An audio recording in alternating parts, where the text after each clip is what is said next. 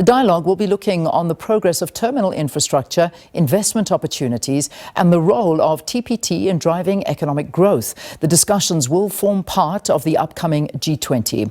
SABC News reporter Kim Daniels is on that story. Kim, good morning to you.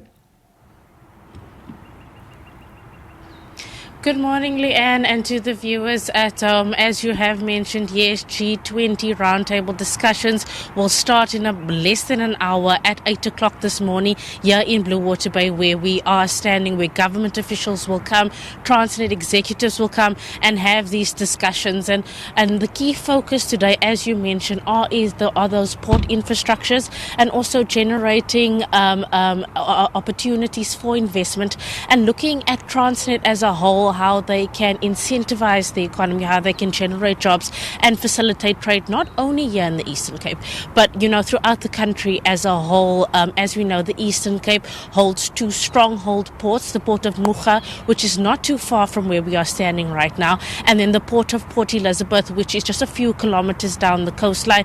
And as we know, as I mentioned rather, these are the strongholds for the country's logistics center. We take a look at the automobiles that get exported from here, commodities such as manganese that also get exported from here, and then as well the containerized goods.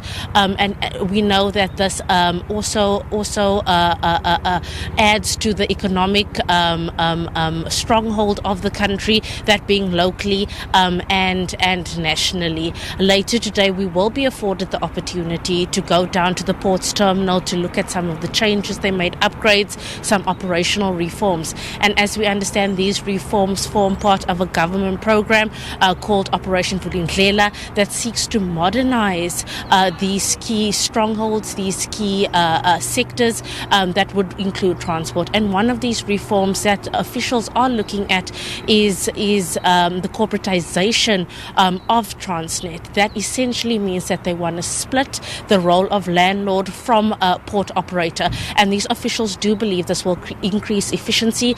It will also reduce the costs that go into importing and exporting from these terminals, and as well increase accountability, as one person will only hold one hat instead of two. So officials are saying that this will improve efficiency at these ports, and then also in our supply chain as a whole, and then also look to draw in private sector investment, which is something that the government needs at this point in time.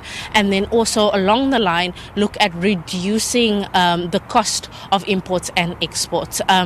It's going to be a very, very, very interesting day, very interesting discussions taking place, the reform of our logistics sector, and also just how it translates to generating jobs, especially here in the Eastern Cape, where the unemployment rate is so high.